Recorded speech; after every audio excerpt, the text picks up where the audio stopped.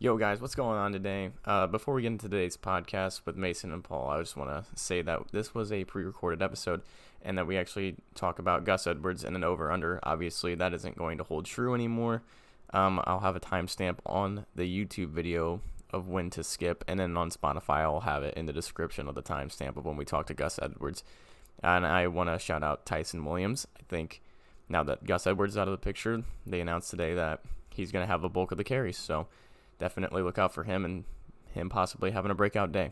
And I just wanted to say that before the podcast. So if you guys like this podcast, please leave a like, comment, subscribe on YouTube, and it'd be much appreciated. Thank you, guys.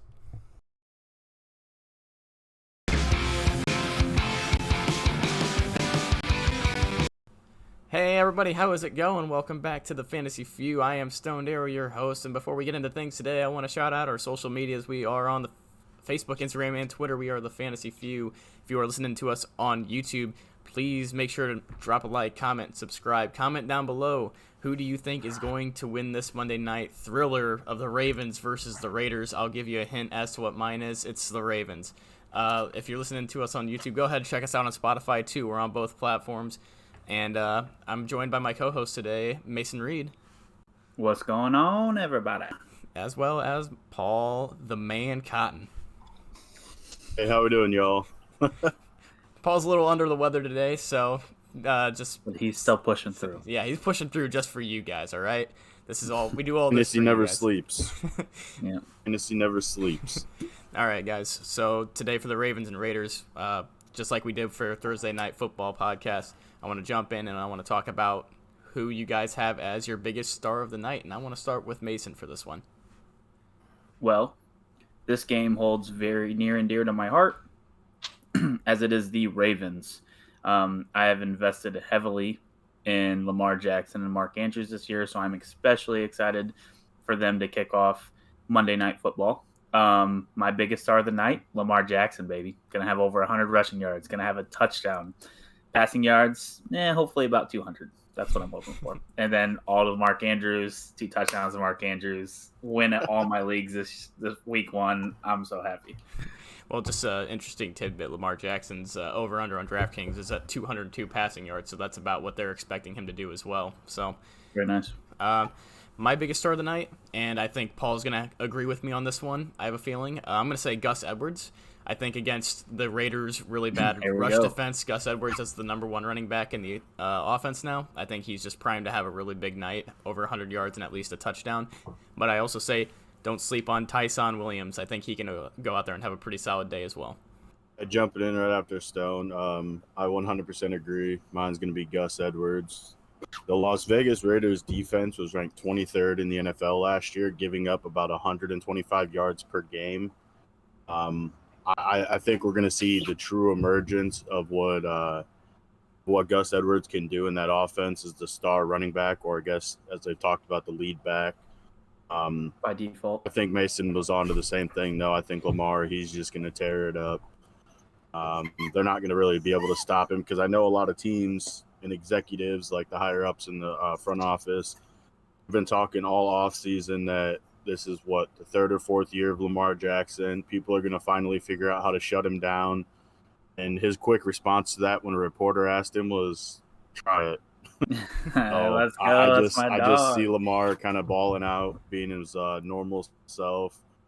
I think he's going to have, like Mason said, 100 on the ground, probably closer to like 170 through the air than 200 in my opinion. And I think that's going to allow Gus Edwards to just kind of steamroll. Bust. All aboard, baby. Let's go. So, kind of to transition into that, Gus Edwards is at a over-under of 67.5 rushing yards. I said that I think he's going to go over 100 yards today. It seems like Paul thinks that he's obviously going to do it as well. But Paul, how many yards do you think he's going to get exactly? So, I mean, I know I've already kind of talked about it. He averages close to 5.2 yards a carry, I think it is. Yep. I foresee probably close to 15, 20 carries just because of the offense that they run. So, I mean, I'm looking at probably 120 yards, maybe 110, somewhere around there, in my opinion, as well as finishing at least one touchdown. 20 times 5 is 100. Well, he could obviously break a big I know one my out. math, but what I'm saying is I'm going with what I think is going to happen, which is going to be over 100. I'm not putting it crazy out there. He's not going to go rush for 170 yards. Like, I think 120 yards in a game is not average, but when you have over 100-yard games, you typically get around 110 to 125, somewhere in there. I'd say That's why 110 those to are the numbers I 120 is chose, really Mason. good. I know math. I'm with you guys. We're looking at the best rushing offense in football. I don't care that J.K. went down. Between Lamar Jackson, Gus Edwards, and Tyson Williams, they are going to run the heck out of the ball because that's what they do. They're the Ravens. So yeah, Gus Edwards over 67.5. And I don't think it's going to be crazy more than that. I'd say he'd be lucky to get 100 Monday night. I'm thinking between 80, 90. May I make the bold prediction of every single running back on Baltimore gets over 67.5 rushing yards? And that's including Lamar Jackson as running back. Yep. So Lamar Jackson, Tyson Williams, and Gus Edwards, because I bet Tyson Williams goes out there and just rips like a huge run and just shows why he deserves to be the number 2 back there. I think if you does guys that include are Le'Veon Bell as well? No. I know they signed him, but I don't know if it's to the practice squad or if it's to the 53-man roster. It was to the practice I know there was a little squad. Confusion with that when the news came out. But John Harbaugh came out and said today, we're recording this on Thursday, that he may have a role in the offense on Monday Night Football. He will. So, and I will not include him getting over 67.5 rushing yards. maybe putting over under on Le'Veon Bell to have over under 8.5 yards. And I'll probably go with the under. It's just for the Raiders to be like, oh no, we got to play Le'Veon too.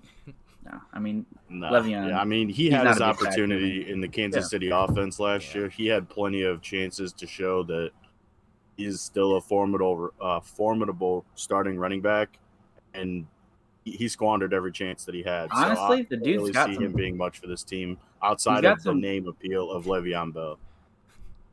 No, he's got some gas left in the tank. He had his few years over with the Steelers where he was one of the most dominant running backs in football. Left there because he's a head case, and I think that's what's stopping him. It's not his physical abilities. If he gets his head right and he's like, oh man, I could really put a role with this Ravens football team, then I think he could be significant this year. But I don't see that changing. It's almost like his former teammate Antonio Brown. I think he's finally starting to get in the right mindset, and it seems like he's starting to pick things back up. Like Paul said, he thinks he's going to be a big-time receiver this year. So it's just like maybe if he gets his head together, he is good. Because I was watching highlights of Le'Veon Bell when he played for the Steelers the other day, and I was just like, man, I can't believe how far this guy dropped off since he was with Pittsburgh. It's all in his head. Quickly, he did it too, yeah. That's a big part of it. He held out 1 year, thought he deserved more money, and just fell apart after that. Crazy. Yeah. The next over-under we're going to discuss is Derek Carr, over-under 259.5 passing yards. Paul, what's your take on that one? I know the Ravens' defense is pretty stout in the secondary. Marlon Humphrey, he's a great shutdown corner. But I do think Derek Carr will – it's kind of hard because his receivers are Henry Ruggs, Brian Edwards, John Brown got cut. He still has Hunter Renfrow. But I don't have a lot of faith in the rushing game for them. Josh Jacobs, Kenyan Drake.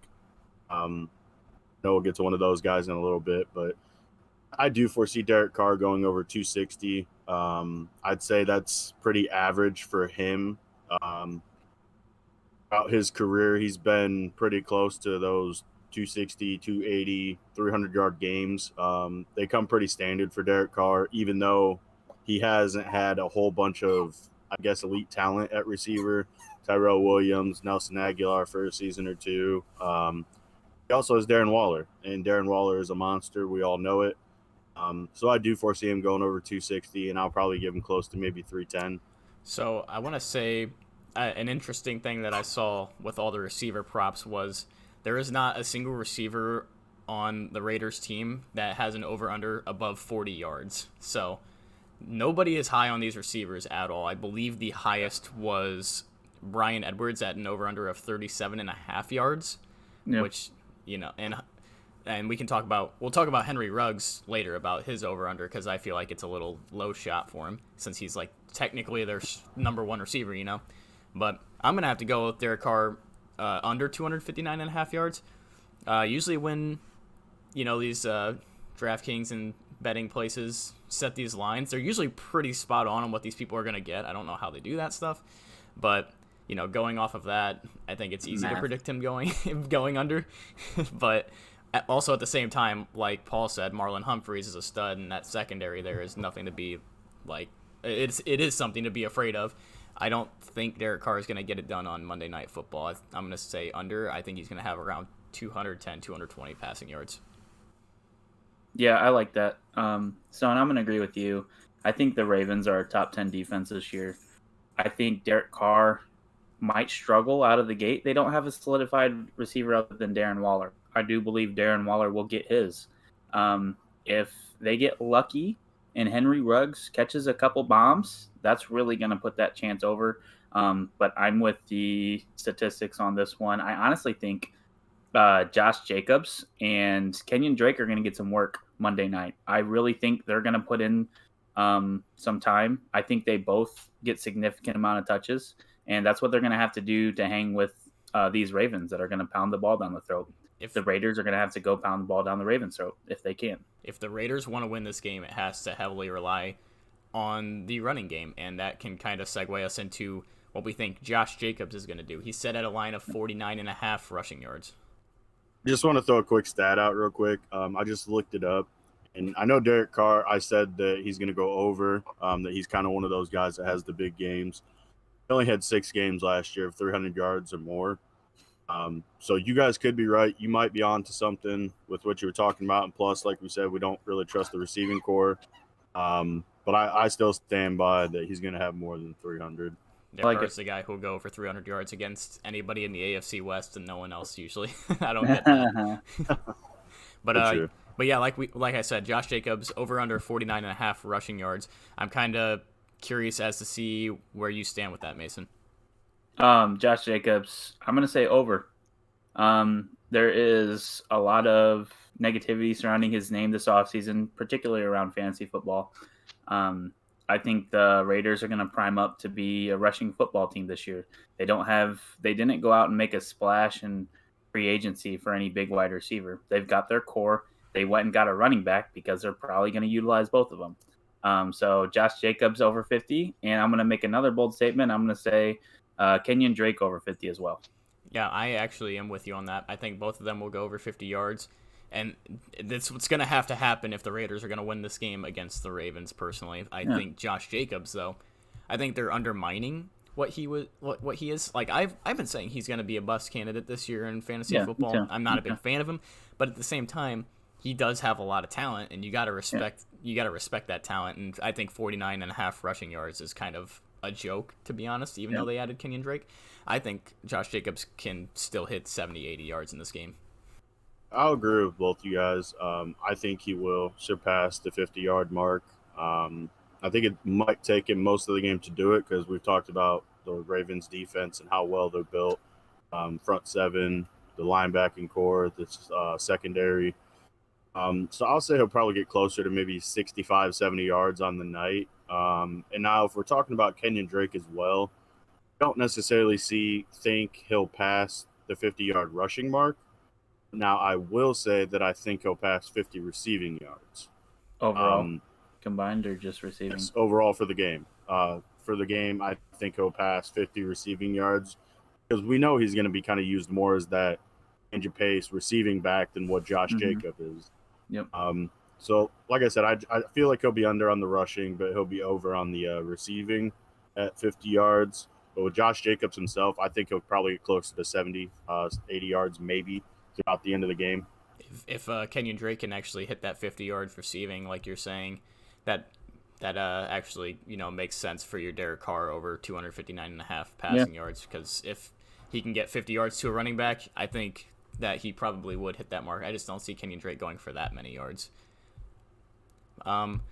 Surprise guest. Surprise guest on Paul's cam over here. His dog's just trying to make sure that he's okay and not sick. All right, next up for over-unders, we're going to talk about Henry Ruggs. We've already kind of brushed upon the receivers there and Derek Carr throwing the ball, obviously. He has an over-under of 35.5 receiving yards, and I kind of want to start this one off for you guys. Okay. I'm going to say over. I think Henry Ruggs, outside of Darren Waller is going to be the leading receiver for the Raiders. And I think 35.5 is too low. Again, he's another guy that I said isn't going to do much this year, but I still am going to respect him enough to say he'll hit 50, 60 receiving yards in this game. I like that. I'll go ahead and throw in my tidbit on it. I do think Ruggs has the ability to come out Monday Night Football and catch a couple big bombs, and that's how I think he's going to get his production. I don't see him coming out in week 1 and making that happen against the Ravens defense. I think they're going to shut him down. So I think under 35.5 receiving yards, that's my prediction on it. So I just looked up his stats from last year. He had 26 catches for 452 yards. And that's kind of similar to what I was thinking he had, because I thought he was more with his speed, obviously, being a big play receiver. He had a long of 72 yards, but that came out to an average of 17.4 yards per catch. I mean, he's almost at that 35.5 already. If he just gets 2 catches, around similar to what he had last year. So I do think he's going to go over. Again, a lot of that has to do with the fact I think Derek Carr is going to throw for almost 300 yards. Yeah. Right around that range. I just think Henry Ruggs he's a big body receiver. He's super fast. There's a reason why he was drafted number 1 in his class. Again, that's the Raiders. They look at speed like it's talent or something, like it's something you can coach, and you can't. So we know some of the mistakes they've made over the years trying to take physical talent over ability. But again, I think Henry Ruggs is going to go over 35.5. He'll probably have closer to 70 yards if I'm being actually like super honest. And then I think the same thing with Brian Edwards. I think he's going to kind of come in, and a lot of people are going to be surprised by him because he barely played. I think he had less than 10 catches last year, less than 10 targets. And I think that is going to just take a little bit off of Henry Ruggs, and that's why I think he's going to get one of those catches like Mason was talking about, where he can go deep downfield, and I think he'll grab that in almost one catch at one point. You got to remember that the Raiders also lost Nelly Swags, who was kind of a guy stealing a lot of those deep ball targets last year. So now it's gonna be all Henry Ruggs in the deep ball this year. True. So I like it. He honestly could be a sleeper this year in fantasy, but at the same time, he kind of reminds me a little bit of Jalen Reagor, but a lot faster in a sense of he's not bigger too. Yeah, bigger as well. It's just in terms of production, I guess is what I'm saying. Like he way lowballed what he should have done last year and underperformed, and no one really expected it, I guess. I think this year Ruggs could be better, and I think he will go over 35.5 yards in this game. I like it.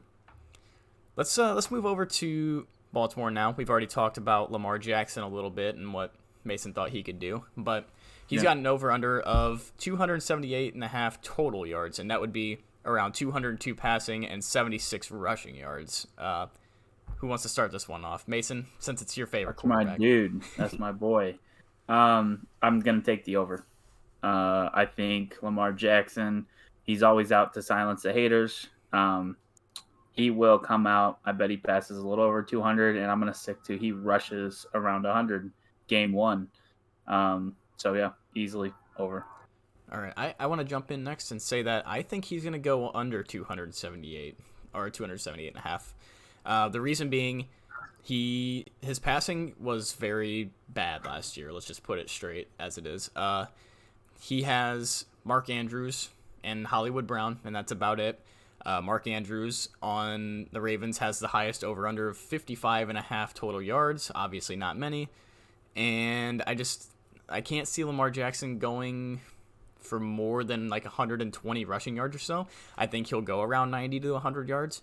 But in terms of passing, I don't think he's going to hit 170, to be honest. I think he's going to sit around 150 passing yards. I don't think he'll – I think Mark Andrews will have most of that, and then Hollywood will have a few of that, and then there's just nowhere else to give that ball, to be honest. I mean, Sammy Watkins maybe, but I just don't see him getting it done in the air, and I don't see him hitting that total. Game.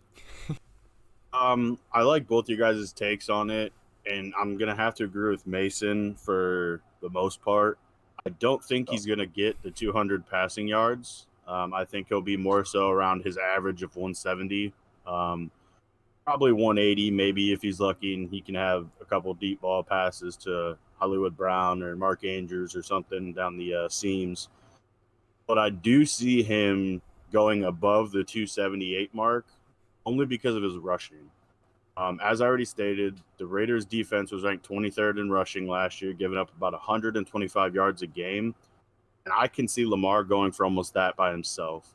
Again, I think that's because he has a chip on his shoulder after his MVP season, where he rushed for over, I think it was like 1,200 yards. I think a lot of people just started to disrespect him because I thought he was almost like a one-hit wonder type, where he's not so much the same as a Michael Vick, but almost like a Tebow in college, where it's kind of like flash in the pan. But then everybody's going to figure out ways to stop him. And nobody's still really figured out a way to effectively stop Lamar Jackson unless you can contain him with 8 in the box and make him pass the ball. And then if you do that, you might give up big plays to those said receivers, and he might be able to beat you that way. But I see him going for probably about 115 to 120 rushing yards. I think, like I said, he has a chip on his shoulder. People are talking about the exploits to stop him, that defenses are going to finally figure him out, and I honestly don't think they are. I think he's going to astonish us once again. Now, I don't think he's going to go for 1,000, 1,200 rushing yards again in the season, which it's very possible that he might. For this game specifically, I see him going for probably about 115 rushing yards, just kind of torching him on the edges because I think Gus Edwards, between the tackles, is going to demand a lot of attention. And like Mason's talked about, he loves hooking up with Mark Andrews down the seam, over the middle. That's his boy. And so I feel like those two players are going to kind of open up the field for Lamar. Lamar's just going to do his thing. So I do have the over at 278. I do want to bring up Lamar Jackson's average rushing yards per game last year was around 67. And obviously, like you said, the Raiders' rush defense is not very good. So obviously, he can definitely go over that average. I just want to throw that out there because they have both averages kind of set to where, like, what he averages throughout his career in terms of, like, 70 rushing yards or so and about 200 passing. So they're just basing it off his career stats there. And I think the rushing will go over, but I think the passing will be under, like I said before.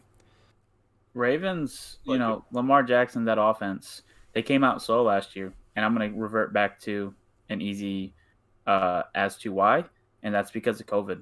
Lamar Jackson is now another year, smarter in this offense. I think he's going to come out and just kill it again this year. I really do, and that's why I have him in so many leagues. I think Lamar will actually average closer to 200 passing yards a game this year.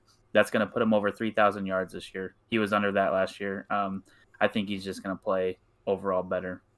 I mean, I'd hope he does. I think obviously on the ground, he's the best quarterback in the NFL. It's not even, there's no doubt in anybody's mind about that.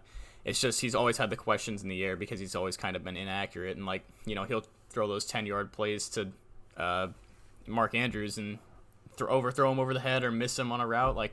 And I think if he just improves on that accuracy a little bit, he could be top 3 quarterback in this NFL because of what he can do on the ground. Yeah.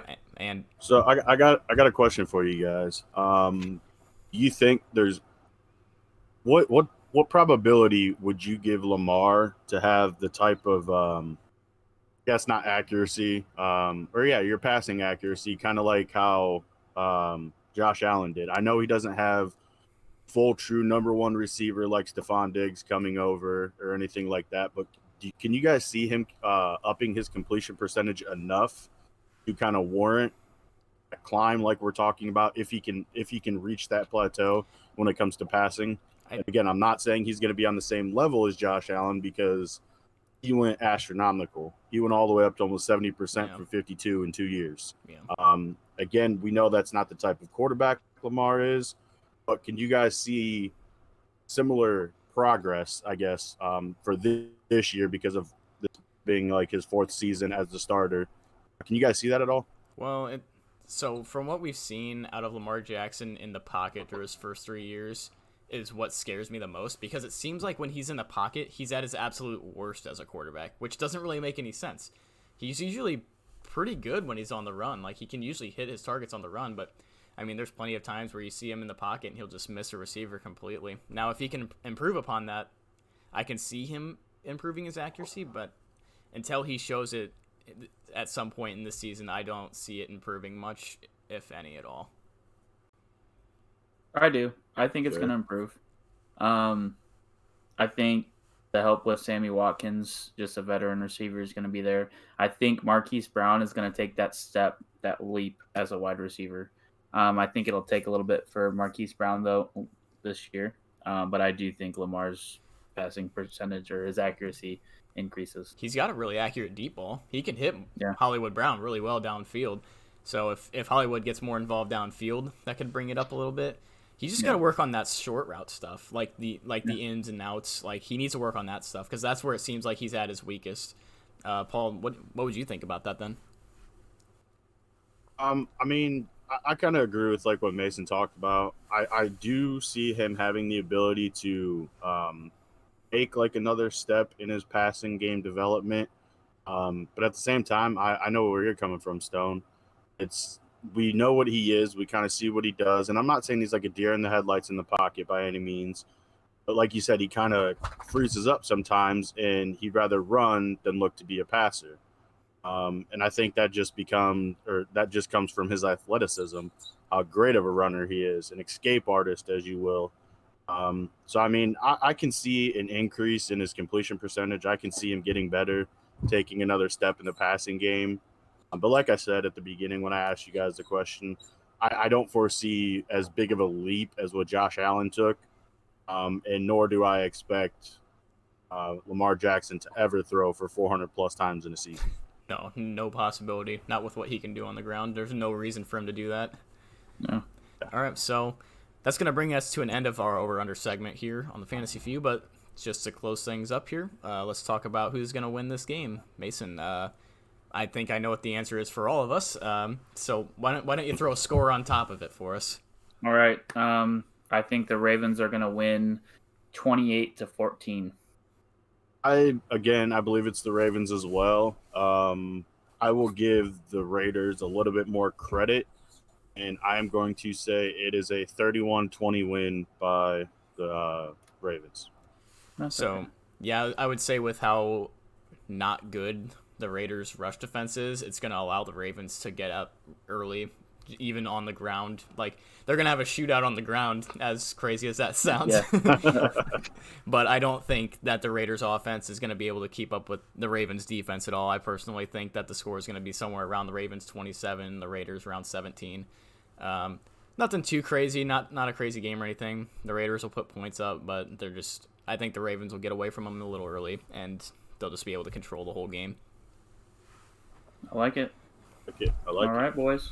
All right, yeah, that's going to wrap things up here for the Fantasy Feud podcast, Monday Night Football edition, baby. We're glad to have football back. Sunday was a fun one. And before we head out of here, I just want to shout out our social medias like I always do, Facebook, Instagram, and Twitter, the Fantasy Feud. Go ahead, check them out, follow them, comment on our stuff. We'd love to get engaged with the community a little bit.